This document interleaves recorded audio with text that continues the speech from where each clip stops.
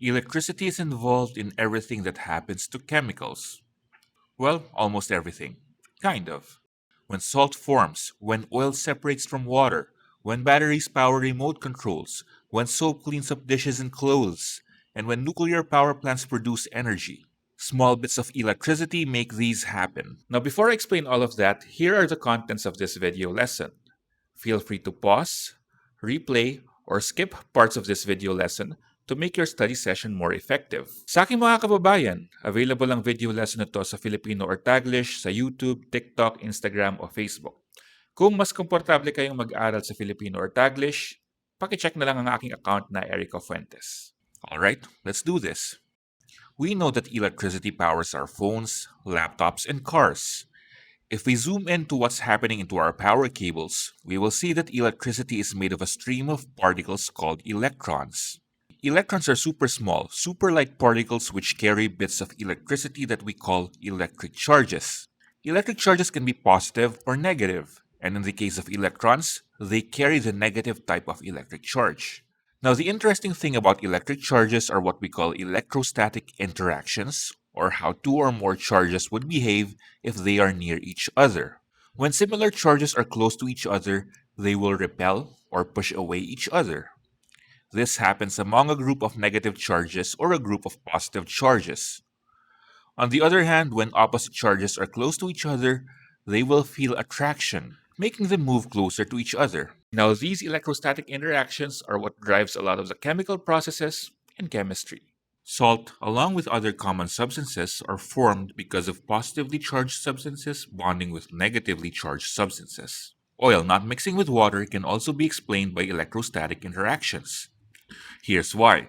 Molecules of water, or particles of water, are polar, which means they have negative poles and positive poles. This enables water molecules to mingle well with each other because of their opposite charges sticking with each other. Oil molecules, on the other hand, are nonpolar. They do not have strong positive and negative poles. This makes them incapable of doing significant electrostatic interactions with other molecules. And that is why when oil and water molecules are gathered in a container, the water molecules would rather mingle with each other because of the electric charges present in them. And the oil molecules? Water would just ignore them because they don't have electric charges to mingle with them. And later on, the water molecules would move downwards and push the nonpolar molecules upwards. And that's why we get this. Electrostatic interactions also play a role in nuclear power plants producing electricity.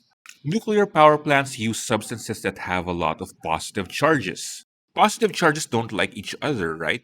Because of the overload of positive charges in these substances, they experience a lot of electrostatic repulsion, making them less stable than other common substances.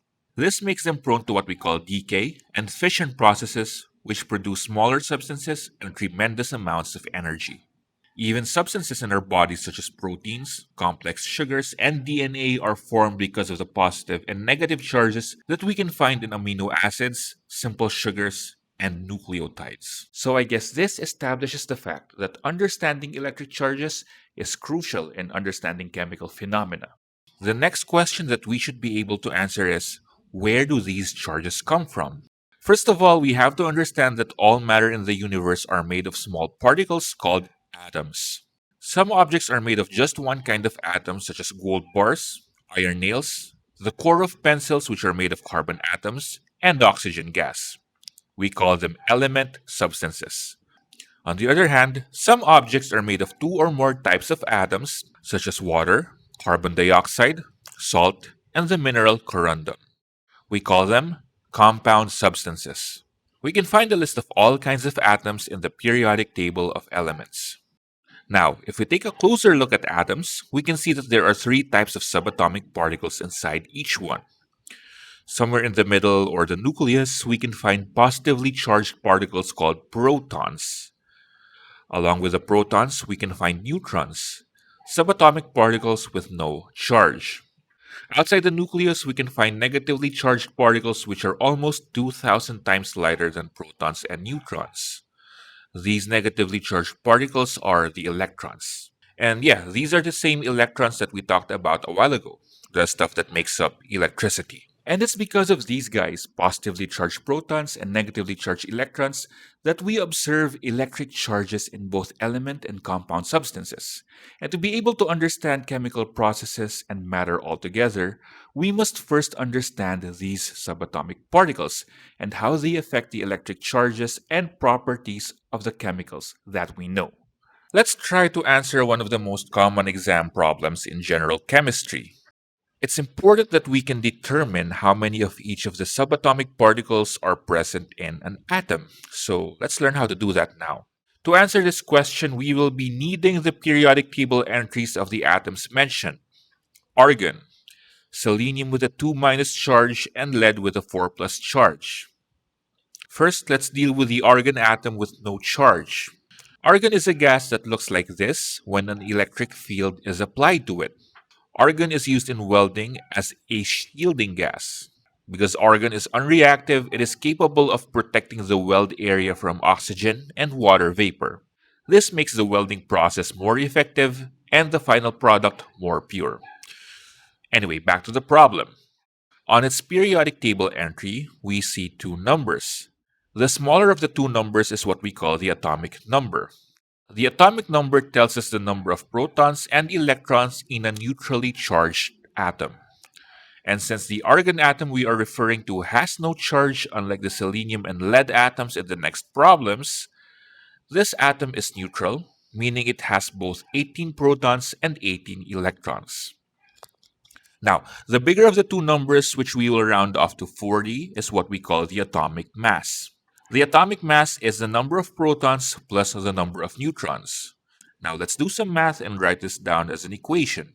The number of protons plus the number of neutrons is equal to the atomic mass, which is 40. Just a while ago, we found out that the number of protons is 18. And if we add the number of neutrons to it, we will get 40. At this point, we can use algebra or just mathematical common sense to figure out what is the number of neutrons. What must be added to 18 to get 40? The answer is 22 neutrons. That wasn't so hard, right? Now, let's work on this selenium atom with a 2 minus charge, also known as a selenide anion. A lot of chemical compounds with selenide are known to emit blue light. That's why they're used in making LEDs and other optical equipment. So again, we're going to use the smaller number, which is the atomic number. This means that in the neutral state, a selenium atom will have 34 protons and 34 electrons. However, our selenium atom is not neutrally charged. It has a net charge of 2 minus, which means that we are only sure that it has 34 protons. We will use the 2 minus net charge to determine the number of electrons. The 2 minus net charge means that there are two more negative charges than positive charges. This simply means that there are two more electrons than there are protons. We already know that this atom has 34 protons. Therefore, the number of electrons is 34 plus 2, or 36. And now we go to the bigger number over here, which we will round off to 79. This is our atomic mass, which gives us the number of protons plus the number of neutrons. And again, in equation form, the number of protons plus the number of neutrons should be equal to 79, our atomic mass. We already know that the number of protons is 34, and if we add the number of neutrons to it, we should get 79. And what do we get to 34 to get 79? That's 45. There are 45 neutrons in the selenide anion. And lastly, let's work on the lead atom with a 4 plus charge. We also call this the lead 4 or the plumic cation. We encounter the substance in a lot of car batteries that use lead to generate electric current. In these batteries, lead 4 oxide is used as the cathode or the positive plate of the battery, which receives the electrons from the lead anode. Okay. So again, we use the atomic number to get the number of protons and electrons in the neutral state. But the lead atom that we have here is not neutrally charged, so we can only say that this atom has 82 protons. Its 4 plus charge means that there are 4 more positive charges than negative charges. This means that there are 4 less electrons than there are protons. That being said, the number of electrons is 82 minus 4, or 78. And again, this bigger number, which we will round off to 207, is the atomic mass. The number of protons plus the number of neutrons should be equal to this number, 207. And since the number of protons is 82, and adding the number of neutrons to it, we should get 207. So what do we add to 82 to get 207? 125. There are 125 neutrons in the lead-4 cation. Your journey to understanding chemistry starts here, in learning about subatomic particles and understanding how their electric charges work. Before you move on to more advanced topics, make sure that you master this one first. You will find yourself going back to electric charges not only in general chemistry, but when you move on to organic chemistry, biochemistry, and even physical chemistry.